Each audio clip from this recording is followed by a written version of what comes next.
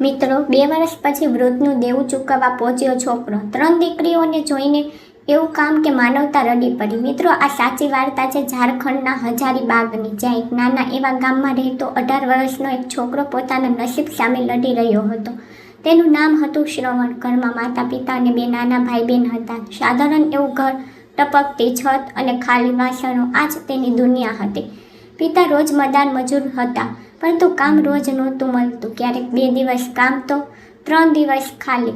એવામાં ઘરનો ચૂલો સળગવો પર કોઈ તહેવારથી ઓછો નહોતો. શ્રવણ સૌથી મોટો હતો. જવાબદારી તેના ખંભા પર હતી, પરંતુ ખીચું હંમેશા ખાલી રહેતું હતું. કેટલી રાતો એવી વીતી જ્યારે તેને પોતે ભૂખ્યા રહીને નાના ભાઈ બહેનોને ખવડાવી દીધું. માતાની આંખોમાં ચિંતા અને પિતાના ચહેરા પર હાર સાફ દેખાતી હતી. ઘરમાં અવનવાર પૈસાને લઈને ઝઘડો થઈ જતો. ક્યારેક પિતા ગુસ્સામાં વઢી લેતા, ક્યારેક પરિસ્થિતિ પર પોતે જ રડી પડતા. એક દિવસ પરિસ્થિતિ વધુ બગડી ગઈ. 3 દિવસથી ઘરમાં અનાજ નહોતું. પિતા કામ પરથી ખાલી હાથે પાછા ફર્યા. માતાએ કંઈક કહ્યું તો વાત વધી ગઈ. ગુસ્સામાં પિતાએ શ્રવણને પણ ધમકાવી દીધો કે તું મોટો થઈ ગયો છે, કંઈક કમાતો કેમ નથી? આ વાત તેના દિલમાં તીરની જેમ ખૂંચી ગઈ. તે ચૂપ રહ્યો, પણ ભીતર કંઈક તૂટી ગયું. તે રાત્રે તેને નિર્ણય કરી લીધો, કોઈને પણ જણાવ્યા વગર તે ઘર છોડી દેશે. તેને લાગ્યું જો તે અહીં રહેશે તો બધા માટે બોજ બની રહેશે. અડધી રાતે તે ઉઠ્યો. માતા અને ભાઈ બહેનોને ઊંઘતા જોયા આંખો ભરાઈ આવી, પણ તેને પોતાને સંભાળ્યું. એક નાની બેગ ઉઠાવી અને પાછું વળીને જોયા વગર ગામમાંથી નીકળી ગયો. બસ સ્ટેશન સુધી પગપાળા ગયો. ખીચામાં માત્ર 200 હતા. પહેલી જે બસ મળી તેમાં બેસી ગયો. તેને પોતાને ખબર નહોતી કે તે ક્યાં જઈ રહ્યો છે. બસ કેટલાય કલાકો સુધી ચાલતી રહી અને આખરે તે રાંચી શહેર પહોંચી ગયો. તેના માટે તે શહેર બહુ મોટું હતું.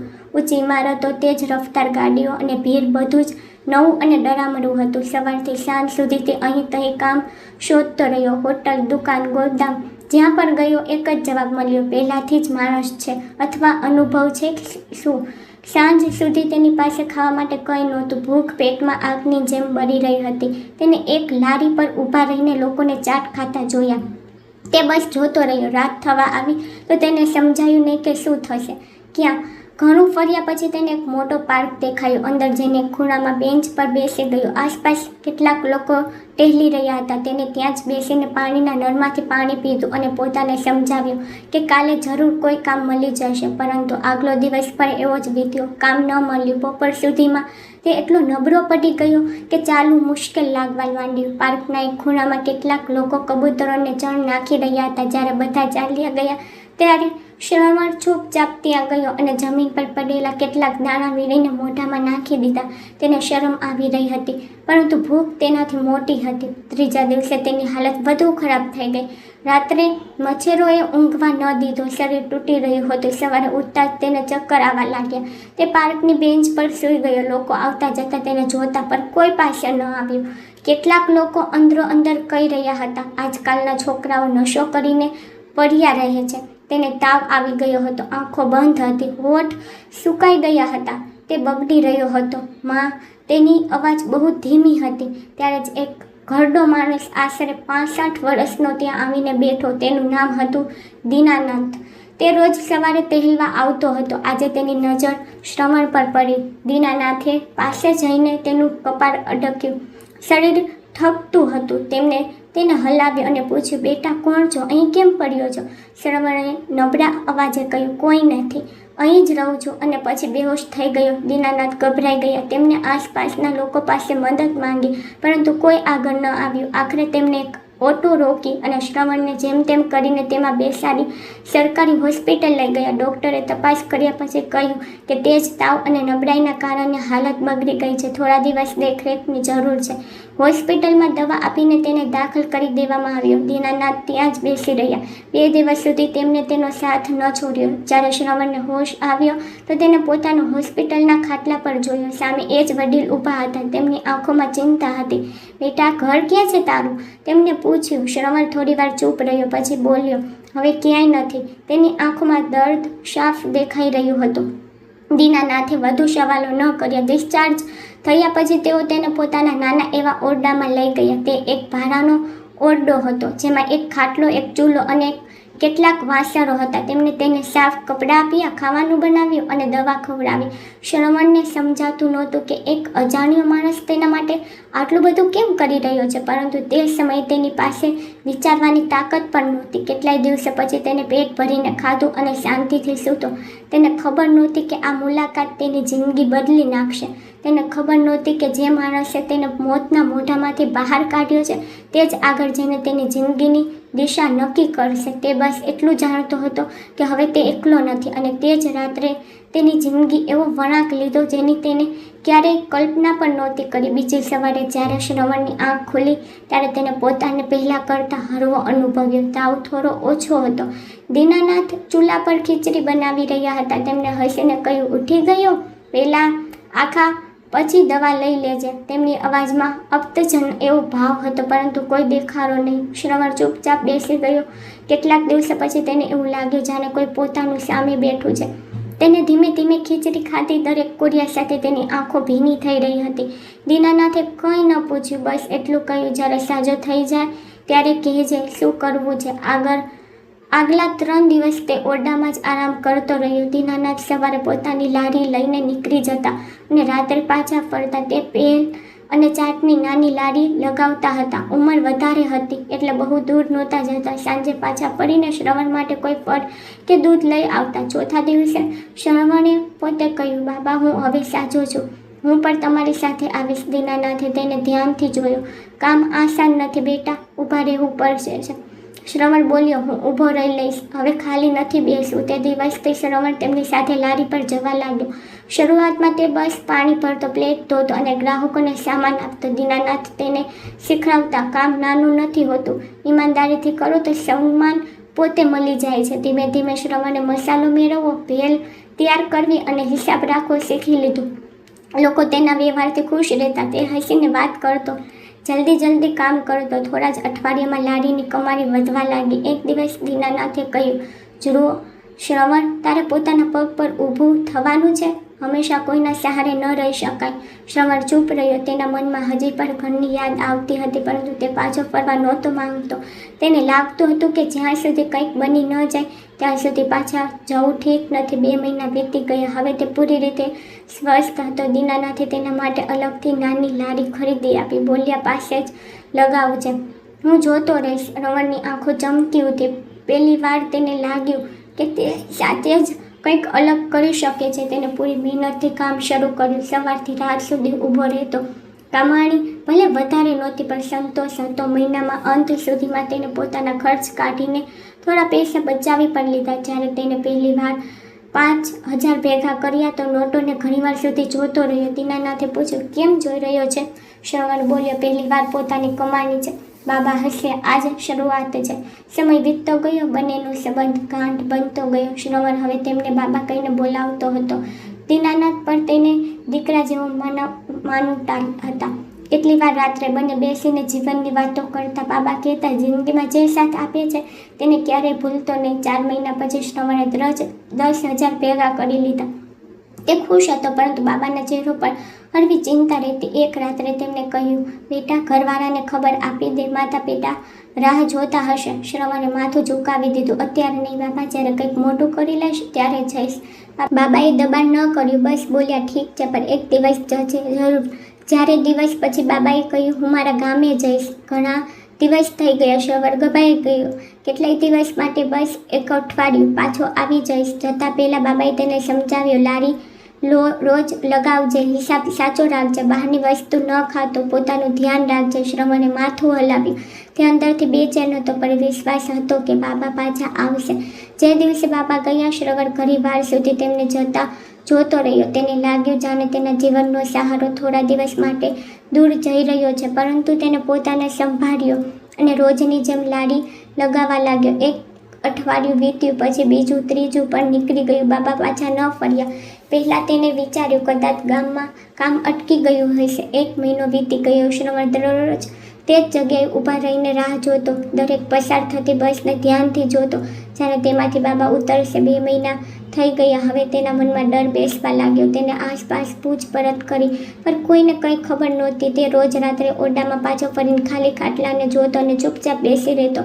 3 મહિના પછી પણ જ્યારે કોઈને ખબર ન આવ્યા તો તેની અંદર બેચેની વધી ગઈ. પણ તેને લારી લગાવવાનું ન છોડ્યું. તેને લાગતું હતું જો તે અહીં નહીં હોય તો બાબા પાછા ફરીને તેને ક્યાં શોધશે. સમય પસાર થતો ગયો. રાહ જોવી તેની આદત બની ગઈ. દર સાંજે સૂરજ આથમતી વખતે તેની નજર તે જ રસ્તા પર ટકેલી રહેતી જ્યાંથી બાબા જતા દેખાયા હતા. અને આ જ પ્રતીક્ષા વચ્ચે શ્રવણની જિંદગી ધીમે ધીમે એક નવા સંઘર્ષ તરફ વધવા લાગી. ખેર મિત્રો, બાબાના ગયાને 6 મહિના થઈ ચૂક્યા હતા. હવે શ્રવણ 19નો થઈ ગયો હતો. ચહેરા પર હળવી દાઢી આવવા લાગી હતી અને આંખોમાં પહેલાં જેવી ગભરા મનની જગ્યાએ હવે સ્થિરતા હતી. પણ દિલમાં ખાલીપો હતો. દરરોજ લારી લગાવતો, કામ કરતો, પૈસા ભેગા કરતો, પણ સાંજ પડતા જ એ જ પ્રતીક્ષા શરૂ થઈ જતી. 1 વર્ષ પૂરું થઈ ગયું. બાબા પાછા ન ફર્યા. શ્રવણે નક્કી કર્યું કે તે હાર નહીં માને. તેને લારીની કમાણીમાંથી ભાડું આપ્યું, સામાન ખરીદો અને કામને વધુ સારું કર્યું. તેને ગ્રાહકો સાથે વાતચીત વધારી, સાફ સફાઈનું ધ્યાન રાખ્યું. ધીમે ધીમે તેની કમાણી વધવા લાગી. 1 વર્ષમાં તેને 10,000 જમા કરી લીધા. પણ પૈસા ખુશી નહોતા આપી રહ્યા. તેના મનમાં એક જ સવાલ હતો, બાબા ક્યાં ગયા? એક દિવસ તેને ફેસલો કર્યો કે તે પોતાના ગામે જશે. 20 મહિના પછી તે પહેલી વાર ઘરે પાછો ફર્યો. ગામમાં તેને જોતા લોકો ચોંકી ગયા. માતા તેને જોઈને રડી પડી. પિતાની આંખો પર ભરાઈ આવી. નાના ભાઈ બહેન તેને વળગી પડ્યા. ઘરમાં બેસીને જ્યારે તેને બધું જણાવ્યું ત્યારે તેની માતાએ કહ્યું, એક વૃદ્ધ માણસ આવ્યા હતા થોડા મહિના પહેલાં. બોલ્યા તું તેમની સાથે રહે છે. પૈસા પણ આપ્યા હતા. બહુ સારા હતા. શ્રવણનું દિલ ધબકી ઉઠ્યું. ક્યાંના હતા? ઉત્તર પ્રદેશના કોઈ ગામ નામ જણાવ્યું હતું કદાચ. ત્યાંના. આ સાંભળીને શ્રવણ ચૂપ થઈ ગયો. તેને સમજાઈ ગયું કે બાબા પોતાના ગામે ગયા હતા અને તેના ઘરે પણ પહોંચ્યા હતા. પણ પછી પાછા કેમ ન આવ્યા? 15 દિવસ ગામમાં રહીને તે ફરી શહેર પાછો આવી ગયો. હવે તેની ભીતર એક નવી બેચેની હતી. તેને નક્કી કર્યું કે પ્રતીક્ષાની સાથે સાથે તે આગળ પર વધશે. 2004 થી 2008 સુધી તેને સતત લારી ચલાવી. તેને કામમાં કોઈ ઢીલાસ ન રાખી. દરેક ગ્રાહકની હસીને સેવા આપી. ધીમે ધીમે તેની ઓળખ બની ગઈ. કેટલાક કોન્ટ્રાક્ટરો રોજ તેના ત્યાં ખાવા આવવા લાગ્યા. તેમાંથી જ એક દિવસ પૂછ્યું, કામ કરીશ? કલર કામનું રોજનું સારું ભાડું મળશે. શ્રવણે વિચાર્યા વગર હા કહી દીધી. દિવસમાં પેઇન્ટનું કામ, સાંજે લારી. તેને પોતાને પૂરી રીતે કામમાં જોતરી દીધું. હાથમાં ફોલ્લા પડતા, શરીર તૂટી જતું, પણ તે અટકતો નહોતો. 2 વર્ષમાં તેને પેઇન્ટનું કામ પૂરું રીતે શીખી લીધું. હવે તે નાના કોન્ટ્રાક્ટ લેવા લાગ્યો. ધીમે ધીમે તેને લારી બંધ કરી દીધી અને પૂરી રીતે પેઇન્ટના કામ લાગી ગયો. સમયની પાબંદી અને ઈમાનદારીએ તેને આગળ વધારી દીધો. 2015 આવતા તેની પાસે પોતાની ગાડી હતી, ભાડાનું મોટું ઘર હતું અને મહિનાની સારી કમાણી હતી. તેને પોતાના પિતાને, ભાઈને પણ શેર બોલાવી લીધા. બધા મળીને કામ કરવા લાગ્યા. પણ એક વસ્તુ ન બદલાઈ. દર 2-3 મહિનામાં તે એક જૂની જગ્યાએ જરૂર જતો જ્યાં ક્યારેક લારી લગાવતો હતો. તે થોડીવાર ઊભો રહેતો જાણે ભૂતકાળને પોકારી રહ્યો હોય. 2018માં એક દિવસ તેનો જૂનો બક્સો ખોલ્યો જેમાં બાબાનો કેટલોક સામાન રાખેલો હતો. તેમાં 2 જૂની ડાયરી હતી. તેને એક પાનું પલટાવવાનું શરૂ કર્યું. હિસાબ કિતાબની વચ્ચે એક પાના પર એક સરનામું લખેલું હતું, ગામ હરિપુર, જિલ્લો સીતાપુર, ઉત્તર પ્રદેશ. તેનું દિલ જોરથી ધબકવા લાગ્યું. આટલા વર્ષોમાં પહેલીવાર તેને સીધો સુરાગ મળ્યો હતો. હવે તેની પાસે બધું જ હતું, પૈસા, સાધન અને હિંમત. તેને તે જ વખતે નક્કી કર્યું કે તે જશે, ગમે તે થાય. તે બાબાને શોધ્યા વગર ચેનથી નહીં બેસે. બીજા જ દિવસે તેને કામ ભાઈના હવાલે કર્યું. ગાડી નીકાળી અને લાંબી યાત્રા પર નીકળી પડ્યો. રસ્તા આખા તેના મનમાં યાદો ઘૂમરાતી હતી. પાર્કની બેચેન, હોસ્પિટલનો ખાટલો, બાબાનો અવાજ અને તેમનો હસતો ચહેરો. 2 દિવસ પછી તે હરિપુર ગામ પહોંચ્યો. ધૂળ ભર્યો રસ્તો, નાના ઘર અને શાંત માહોલ. તેને લોકોને પૂછીને તે ઘર શોધી લીધું. ઘરની બહાર એક જૂની ખાટ પર એક બુઢો માણસ બેઠો હતો. ચહેરો નબળો, શરીર દુબળું, પણ આંખો એ જ હતી. શ્રવણના શ્વાસ થંભી ગયા. ગાડીની અંદર બેઠા તેની આંખોમાંથી આંસુ વહેવા લાગ્યા. તેને સમજાઈ ગયું હતું વર્ષોની પ્રતીક્ષા હવે ખતમ થવાની છે. શ્રવણ ગાડીમાંથી ઉતરવાની હિંમત નહોતો કરી શકતો. સામે ખાટ પર બેઠેલા બુઢા માણસને તે દૂરથી જ ઓળખી ચૂક્યો હતો. સમય તેમના શરીરને ઝુકાવી દીધું હતું. વાળ પૂરી રીતે સફેદ થઈ ચૂક્યા હતા, પણ ચહેરો એ જ હતો, સાદગી અને આપતા ભાવથી ભરેલો. થોડીક ક્ષણ પછી તેને દરવાજો ખોલ્યો. કદમ ભારે હતા. જેમ તે પાસે પહોંચ્યો તેના શ્વાસ તેજ થતા ગયા. બુઢા માણસે માથું ઊંચું કરીને તેને જોયો. કદાચ તેમને સમજાઈ નહીં કે આ કોણ છે. શ્રવણે તેમની સામે પહોંચતા જ ઘૂંટણીએ બેસી ગયો. બાબા, તેની અવાજ ભરાઈ આવી. બુઢા માણસની આંખો પહોળી થઈ ગઈ. કંઈક સેકન્ડ સુધી તેઓ તેને ધ્યાનથી જોતા રહ્યા. પછી અચાનક બોલ્યા, શ્રવણ. બસ આટલું સાંભળવાનું હતું. શ્રવણ તેમના પગે વળગી પડ્યો અને ફૂટી ફૂટીને રડવા લાગ્યો. વર્ષોનું દર્દ, પ્રતીક્ષા અને સવાલો આંસુઓમાં વહેવા લાગ્યા. બાબાના હાથ ધ્રુજી રહ્યા હતા, પણ તેમણે તેના માથા પર હાથ મૂકી દીધો. ઘરની અંદરથી 3 મહિલાઓ અને એક કિશોર છોકરો બહાર આવ્યા. તેમાં એક સફેદ સાડીમાં મધ્યમ ઉંમરની મહિલા હતી, જે કદાચ તેમની પુત્રવધુ હતી. 2 જવાન છોકરીઓ પણ હતી. બધા નવાઈથી આ દ્રશ્ય જોઈ રહ્યા હતા. બાબાએ ધીમેકથી કહ્યું, આ એ જ છોકરો છે જેના વિશે હું વાત કરતો હતો. શ્રવણે પોતાને સંભાળ્યો. આંખો લાલ હતી. તેને પૂછ્યું, બાબા, તમે પાછા કેમ ન આવ્યા? હું રોજ રાહ જોતો રહ્યો. બાબાની નજર ઝૂકી ગઈ. તેમણે ઊંડો શ્વાસ લીધો. બેટા, જ્યારે હું ગામે પહોંચ્યો તો ખબર પડી કે મારા મોટા દીકરાની હાલત બહુ ખરાબ છે. થોડા દિવસોમાં તે આપણને છોડીને ચાલ્યો ગયો. ઘરમાં વહુ અને 3 બાળકો રહી ગયા. પરિસ્થિતિ અચાનક બદલાઈ ગઈ. શ્રવણ ચૂપચાપ સાંભળતો રહ્યો. બાકીના દીકરાઓ અલગ થઈ ગયા. જવાબદારી મારા પર આવી ગઈ. થોડા દિવસ પછી મને લકવો મારી ગયો. ચાલવું ફરવું મુશ્કેલ થઈ ગયું. શહેર પાછા ફરવું સંભવ નહોતું. હું ઈચ્છતો હતો તને ખબર આપું, પણ સાધન નહોતા. શ્રવણની આંખોમાંથી ફરી આંસુ નીકળી આવ્યા. તેને જોયું કે બાબાનો જમણો હાથ પૂરી રીતે સરખો કામ નહોતો કરી રહ્યો. શરીર નબળું થઈ ચૂક્યું હતું. વિધવા વહુએ આગળ વધીને કહ્યું, બાબા અવનવાર તમારો ઉલ્લેખ કરતા હતા, કહેતા હતા કે એ છોકરો મહેનતુ છે, જરૂર કંઈક બનશે. શ્રવણે ચારે તરફ નજરો દોડાવી. ઘર બહુ સાધારણ હતું. દિવાલો પર ભેજ, આંગણમાં તૂટેલી ખાટ અને ખૂણામાં રાખેલા કેટલાક વાસણો. તેને સમજાતા વાર ન લાગી કે પરિવાર સંઘર્ષમાં છે. તેને બાબાની પાસે બેસતા કહ્યું, જો તમે ન હોત તો હું જીવતો જ ન હોત. તમે મને રસ્તા પરથી ઉઠાવ્યો હતો. બાબા હળવા સ્મિત સાથે બોલ્યા, મેં કંઈ નથી કર્યું બેટા, માણસની ફરજ હતી. નહીં બાબા, શ્રવણે દઢ અવાજે કહ્યું, આજે જે પણ છું તમારી વજહથી જ છું. સાંજ સુધીમાં ગામના કેટલાક લોકો પણ ભેગા થઈ ગયા. બધાએ ગાડીને જોઈને ચોંકી રહ્યા હતા. જેનાથી શ્રવણ આવ્યો હતો, પણ તેને આ વાતોથી કોઈ ફરક ન પડ્યો. તે રાત્રે ત્યાં જ રોકાઈ ગયો. રાતના જમવા પર તેને પરિવાર સાથે ખુલીને વાત કરી. 2 છોકરીઓ ભણવાનું વચમાં છોડી ચૂકી હતી. નાનો છોકરો જેનું નામ ગોલુ હતું, તે 10મામાં હતો, પણ આગળના ભણતરને લઈને અનિશ્ચિત હતો.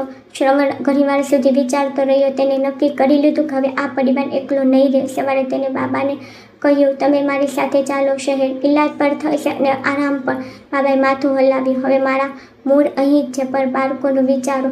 શ્રવણ સમજી ગયો. તેને એ જ ફેસલો લીધો. ઠીક છે, દીકરીઓની લગ્નની જવાબદારી મારી. ગોલુ મારી સાથે ચાલશે, કામ શીખશે અને ઘરનું સમારકામ પણ થશે. પરિવારે પહેલાં જ ના પાડી દીધી, પણ શ્રવણ ન માન્યો. તેની આંખોમાં ક્રૂરતા હતી, દયા નહીં. થોડા દિવસ ગામમાં રહીને તેને બધી વ્યવસ્થા જોઈ. ડૉક્ટર પાસે બાબાની તપાસ કરાવી. ઘરના સમારકામ માટે પૈસા આપ્યા. જતી વખતે તેને ગોલુને કહ્યું, ત્યાર રહેજે, આવતા મહિને લેવા આવીશ. જ્યારે તે ગાડીમાં બેઠો, બાબાએ તેનો હાથ પકડી લીધો. બેટા, તે મારું દેવું ઉતારી દીધું. શ્રવણે ધીમેકથી જવાબ આપ્યો, બાબા, તમારું દેવું ક્યારેય નથી ઉતરી શકતું. ગાડી આગળ વધી, પણ આ વખતે તેના દિલમાં ખાલીપો નહોતો. તેને લાગી રહ્યું હતું કે હવે તેની જિંદગીનો અસલી મકસદ શરૂ થયો છે. શહેરના પાછા ફરતા શ્રવણે સૌથી પહેલાં પોતાના કામની જવાબદારીઓ સંભાળી. તેને પોતાના ભાઈને વધુ જણાવી. પરિવારે પણ તેનો ફેસલો સ્વીકાર કર્યો. હવે તેના માટે કમાણી કરતાં વધુ જરૂરી હતું એ અહેસાસનું સન્માન, જેને તેની જિંદગી બચાવી હતી. 1 મહિના પછી તે ફરી હરિપુર ગયો. આ વખતે ખાલી હાથે ન ગયો. સાથે જરૂરી સામાન, કપડાં અને કેટલાક પૈસા હતા. ગોલુ તૈયાર હતો. તેની આંખોમાં ડર પણ હતો અને આશા પણ. શ્રવણે તેના ખભા પર હાથ મૂક્યો અને કહ્યું, ડરીશ નહીં, હું છું. ગોલુ શહેર આવી ગયો. શરૂઆતમાં તેને કામ સમજાવવામાં સમય લાગ્યો, પણ શ્રવણે એ જ રીતે અપનાવી જે ક્યારેક બાબાએ તેની સાથે અપનાવી હતી. ધીરજ, સમળ અને ભરોસો.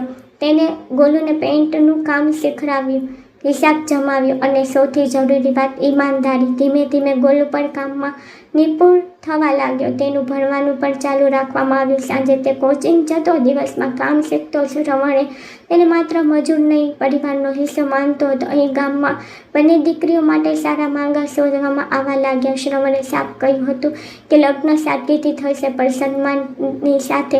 2 વર્ષની અંદર બંનેના લગ્ન સારા ઘરોમાં થઈ ગયા. દરેક રસમમાં શ્રવણ હાજર રહ્યો. તેને પોતે ભાઈની જેમ બધી જવાબદારી નિભાવી. લગ્નના દિવસે બાબાની આંખોમાં આંસુ હતા. તેમણે બધાની સામે કહ્યું, આજે મને લાગે છે કે ભગવાને મને ખાલી હાથે નથી છોડ્યો. સમયની સાથે બાબાની તબિયત થોડી સ્થિર થઈ. ઇલાજ અને દવાઓનો ખર્ચ શ્રવણ જ ઉઠાવતો રહ્યો. ગામમાં ઘરનું સમારકામ થઈ ગયું હતું. હવે ત્યાં ભેજ નહોતો.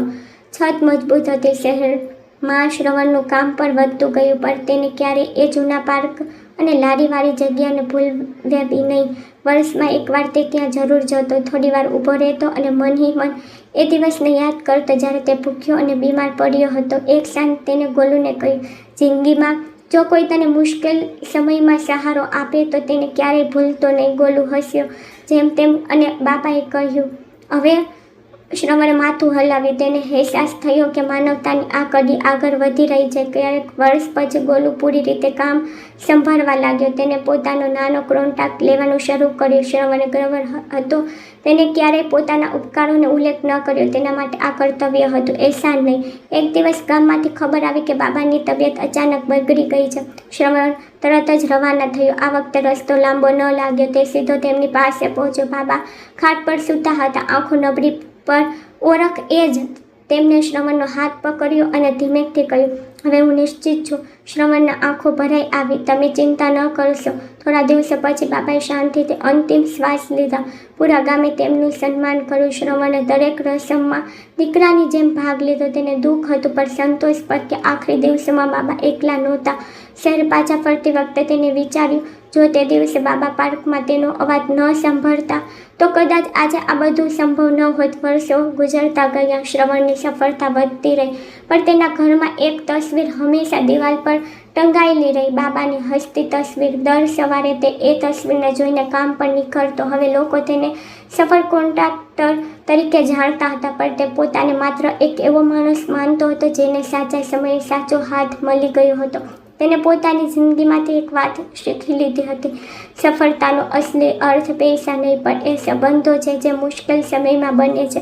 અને જ્યારે પણ કોઈ નવો છોકરો તેની પાસે કામ માંગવા આવતો તો તેની આંખોમાં એ જ ડર અને આશા શોધતો જે ક્યારેક તેની પોતાની આંખોમાં હતી. મિત્રો, આ વાર્તાની શીખ એ જ છે કે માણસની અસલી ઓળખ તેના પૈસાથી નહીં, તેના દિલથી થાય છે. ખરાબ સમયમાં જે સાથ આપે છે એ જ સાચો પોતાનો હોય છે.